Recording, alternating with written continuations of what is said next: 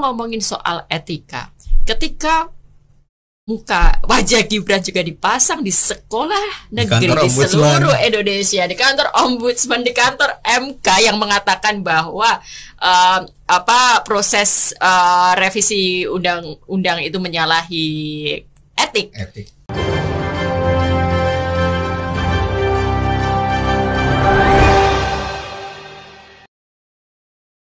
Assalamualaikum warahmatullahi wabarakatuh. Dilansir dari Tempo.co, jadi PKS pastikan tak bakal bertemu Prabowo hingga ada ketetapan Mahkamah Konstitusi.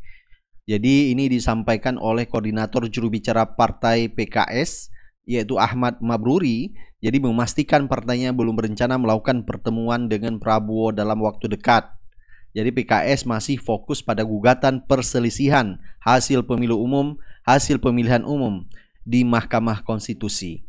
Patut kita beri apresiasi ya kepada PKS, artinya dia masih menghargai pendukung atau relawan dari Anies Baswedan bahwa tidak buru-buru ingin melakukan pertemuan dengan Prabowo. Artinya PKS sangat konsisten dan peduli terhadap harapan daripada relawan Anies Baswedan. Kalau kita lihat kemarin, seperti Partai Nasdem justru sudah melakukan pertemuan dengan Prabowo, dan ini cukup banyak membuat relawan dan pendukung Anies Baswedan kecewa terhadap Surya Paloh karena dinilai terlalu cepat. Proses di MK saja belum mulai tapi sudah melakukan negosiasi, yaitu berkoalisi untuk merebutkan kursi menteri, dan ini benar-benar cukup menyedihkan sekali. Sampai relawan dari Anies Baswedan di Aceh mengatakan, kukira Surya Paloh adalah seorang pejuang tetapi seorang pecundang.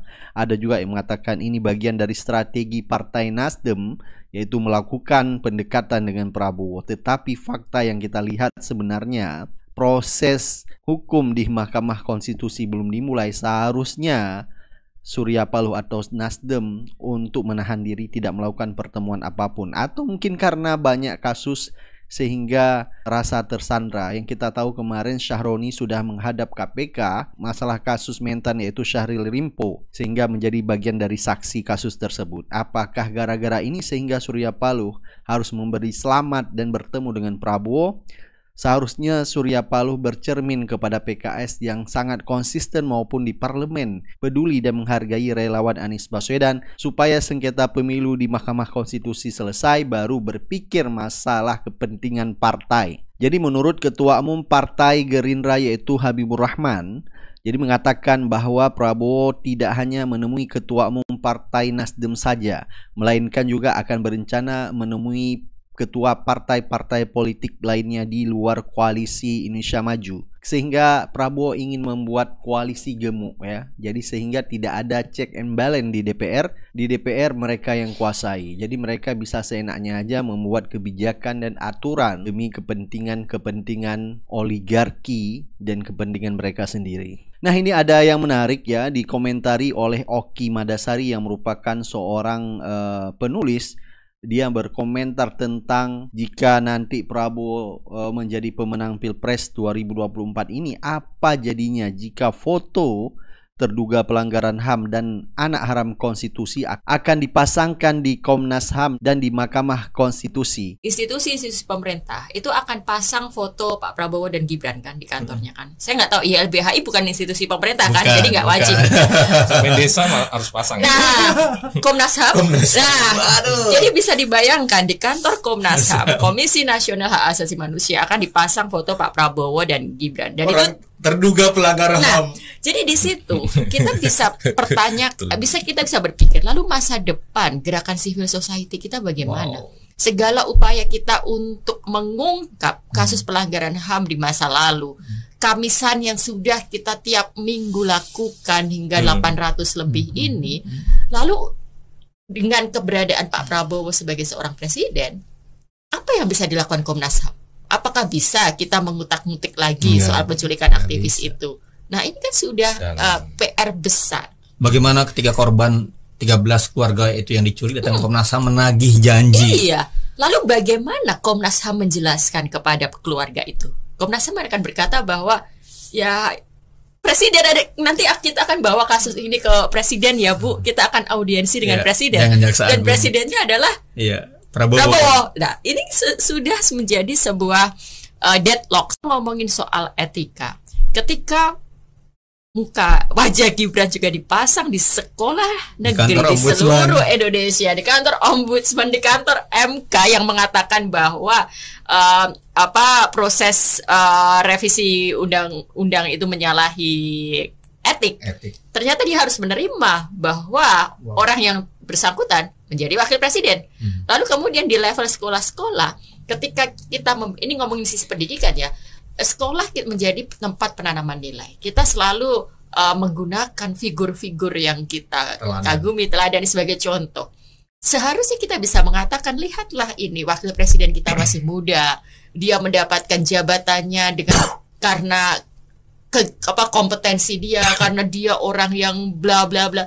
Tapi kan realitinya enggak.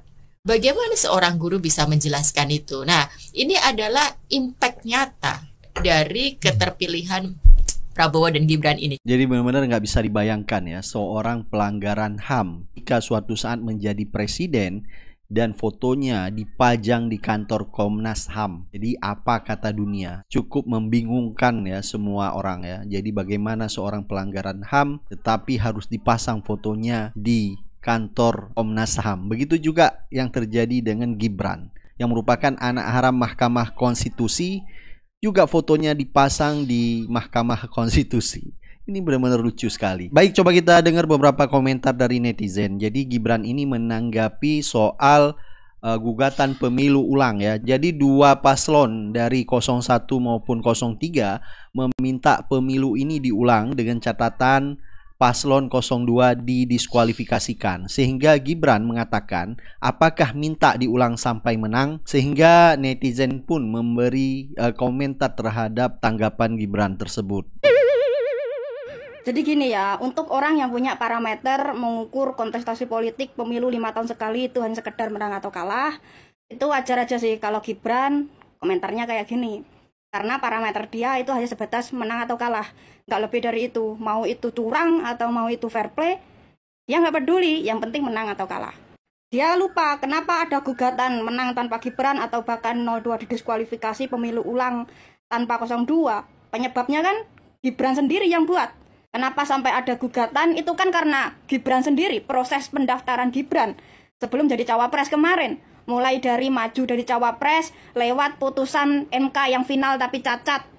Yang ketua MK-nya yang mengetuk putusan itu dicopot dari jabatannya karena melakukan pelanggaran kode etik. Yang kedua, Gibran maju jadi cawapres itu hanya berdasarkan putusan MK yang ketuanya dicopot dari jabatannya, bukan berdasarkan undang-undang yang lahir dari legislatif, badan legislatif alias DPR. Yang ketiga, ketua KPU yang menerima pendaftaran Gibran itu juga disanksi peringatan keras oleh DKPP karena menerima pendaftaran Gibran di saat PKPU masih berisi syarat cawapres itu minimal berumur 40 tahun. Dan juga nggak lupa ketua Bawaslu juga disanksi peringatan keras oleh DKPP gara-gara Gibran juga soal pengumpulan abdesi aparatur desa. Nah, kalau dari sekedar pendaftaran Gibran aja begitu banyak hal cacat, wajar banget kan kalau ada gugatan diskualifikasi 02 atau pemilu ulang tanpa 02.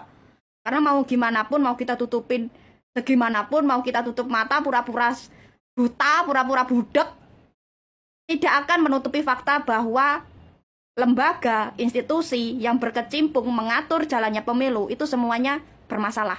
Mulai dari ketua KPU dan ketua Bawaslu yang disanksi peringatan keras, ketua MK yang dicopot karena melanggar kode etik, itu artinya apa? Itu artinya ada kesalahan kan, ada hal cacat yang memang dilakukan. Jadi wajar banget kan kalau ada gugatan diskualifikasi 02. Jadi kalau sekarang ada gugatan pemilu yang sebenarnya gara-gara Gibran juga, dan sekarang dengan PD-nya Gibran bilang, apakah minta pemilu diulang sampai menang? Ya nggak apa-apa sih sebenarnya ngomong kayak gitu. Karena mungkin Gibran sedang nyindir Prabowo, capresnya sendiri. Karena apa yang dilakukan oleh Prabowo selama ini adalah mengulang, dan sekarang menang curang. Bener kan? Kayak gitu kan? Ada yang bisa bantah? Mungkin Gibran itu ketar-ketir ya. Kalau seandainya Mahkamah Konstitusi mengabulkan pemilu diulang, bisa saja paslon 02 didiskualifikasi, atau tidak. Kalau seandainya tidak didiskualifikasi, bisa saja mereka akan kalah. Karena sekarang sudah terbuka bobroknya dari paslon 02 dengan menaikkan pajak 12%, menghapus Pertalite, membuat kebijakan-kebijakan yang tidak rasional, membuat kebijakan-kebijakan tidak pro rakyat kecil, sehingga banyak pendukung dari paslon 02 ini sudah mulai agak sadar sedikit ya. Mungkin belum 100% tapi sudah agak mulai sadar. Tetapi ini akan berdampak jika pemilu ulang dilakukan, maka paslon 02 harus jor-joran lagi, menghabiskan uang triliunan rupiah untuk melakukan politik uang, dan ini akan membuat mereka semakin terhimpit. Baik, coba kita lihat komentar dari netizen lainnya. Udah makalah, bilang curang, gugat ke MK lagi. Ya, itu adalah Prabowo dan tim sesnya pada Pilpres 2014 dan juga 2019. Ada kalimat yang paling lucu, gue denger di minggu-minggu ini. Bunyinya, kalah mah kalah aja, gak usah bilang curang, gak usah gugat ke MK juga dong, kalah mah kalah aja. Ya ampun, nampaknya mereka lupa bahwa junjungannya juga melakukan kalimat yang sama pada 2 pilpres sebelumnya. Kok bisa lupa ya? Tapi wajar sih, kalau 5 tahun aja bisa lupa. Ya orang mereka aja lupa, 26 tahun lalu siapa aja pelanggar HAM yang menculik aktif 98. Tapi apakah salah dulu Prabowo menggugat kekalahan di MK?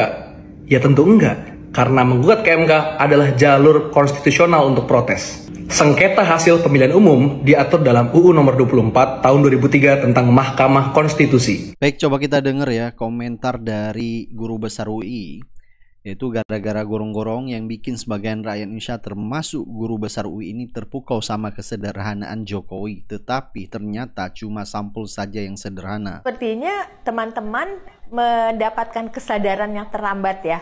Kami kan dari awal itu sangat terpukau dengan kesederhanaan dari pemimpin negara gitu ya. Jujur, sangat sederhana. Turun di gorong-gorong. Nah itu yang membuat kita jatuh cinta ya. Oh jadi gorong-gorong. Terus jatuh cinta gara-gara Pak Jokowi. Iya. Iya, kami juga dituduh oleh netizen sebagai partisan, bela partai ini partai itu. Atau ada juga yang bilang kami dibayar gitu, tapi itu sangat menyakiti kami. Nah kemarin di Seruan Salemba, yang pertama itu analisis kami adalah yang termaktub dalam konstitusi, presiden adalah kepala negara, kepala pemerintahan, artinya dia harus berdiri di atas semua golongan. Semua golongan ya. Tetapi kan yang terjadi nggak gitu. Yang terjadi hanya berdiri di 02. Iya gitu kan. Dan itu dampaknya jadi luas gitu. Apakah dengan melakukan yang namanya politik keluarga atau nepotisme ini yang dilakukan oleh rejim Jokowi ini akan merusak demokrasi kita? Merusak demokrasi dan merusak cara-cara berpikir bangsa kita secara keseluruhan, terutama yang saya khawatirkan adalah anak muda. Jadi saya melihatnya gini Bang Abraham, mereka itu berbeda dengan 98 yang 25 tahun lalu banyak teman-teman juga turun ke jalan, nggak mau lagi itu terjadi. Mereka kan melakukan penyerangan secara fisik ya, ada banyak orang meninggal dan lain-lain, memperkosa kelompok perempuan, sehingga kita punya Komnas Perempuan. Yang sekarang itu yang mereka lakukan adalah kekerasan budaya, kekerasan simbolik. Jadi mereka menyerang kesadaran, mereka menyerang nilai-nilai, norma-norma tentang baik, buruk, pantas, tidak pantas, adil, tidak adil. Sehingga mereka berhasil melakukan ini semua. Bagaimana cara kerjanya?